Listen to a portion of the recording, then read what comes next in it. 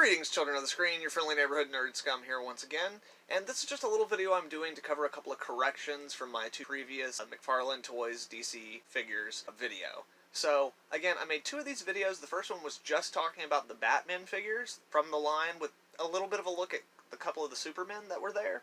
And that video was all going off of leaked photos that came out that day, so I had very little information to go off of in terms of like actually seeing them. Since then I've seen better photos, and a lot of people were mentioning in the comments that the figures do have double-jointed elbows, which they absolutely do. I've seen that in the new ones, so I apologize for that mistake. They do have double-jointed elbows, though I will state for the record that I still haven't seen a whole lot of pictures that utilize them, but I did see at least one Harley Quinn picture that utilized it, and now I know why there aren't any others, because it looks real bad.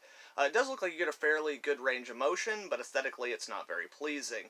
I'm still also not sure about the actual animated Batman and Superman. They say on the write-up for them that they will have double-jointed elbows, but again, I have no evidence in the photos, and that the way that those elbows are constructed don't look like there's room for a double joint, or like a break for a double joint. I don't know. We'll see. Anyway, moving on to the video that I did the next day. That video was essentially on the rest of the line, but only the stuff being offered from Diamond Distributions. So I have seen people, like, in the comments mentioning that there are other figures that I didn't talk about in the line, and, yes, there are. However, those things are not being offered by Diamond, and the video I was using was just using all the Diamond stuff, because I work at a comic book shop, and we get everything through Diamond.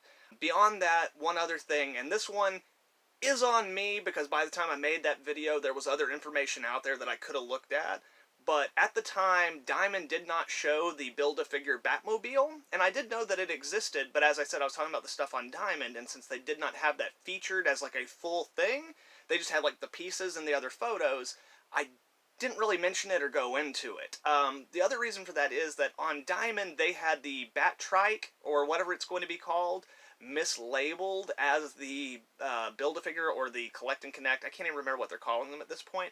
But on Diamond they had that listed as the Build-A-Figure, so I kind of thought that it was going to be like two Build-A-Figures mixed within the wave or something like that, because the Batmobile that they're giving us is like 7 inches long. Like, it's puny. Like, I guess, I mean, it's fine. It's a little bit bigger than a Hot Wheel or whatever, I guess. It's like a Tonka truck Batmobile. It is a really cool design of the Batmobile, and that's dope, but, like, I don't really understand what the point of that is.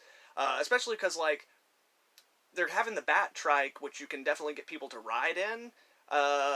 So, like, why wouldn't you just, like, make another figure and then make all the Batmobile pieces bigger so that you could have a Batmobile that these figures could fit in, or like any of your Batman could fit in? That'd be really cool. But again, that's me complaining about what they didn't do as opposed to what they did do.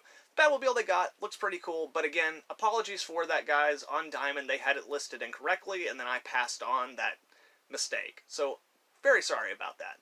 Anyway, guys, so as I've mentioned in a couple of videos, you know, the McFarlane Toys, I have very mixed feelings on them, but I will definitely check at least one or two of them out in hand, because plenty of times I've thought a figure, even in the box, while the box is in my hand, is garbage.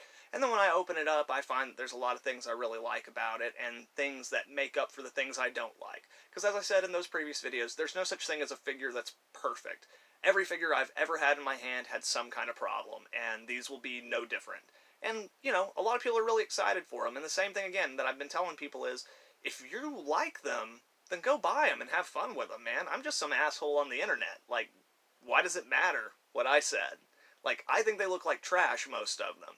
But to each their own. Like, we don't all like the same things, and we shouldn't. That's what makes the world interesting. Like, I don't think that you're stupid because you like a figure that I thought was horrible. Like, that's just your taste, man. Like, you don't have to take it personally and stuff.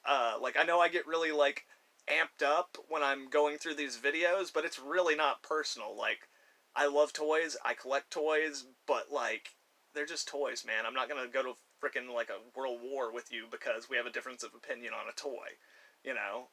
But I did get a lot of laughs from some of the angry comments. So anyway, guys, those are my corrections for those videos. Thank y'all very much for tuning in. Thank you very, very much for watching those videos. And again, like, I made those on the quick. I'm doing all my videos on my phone right now because my computer's down.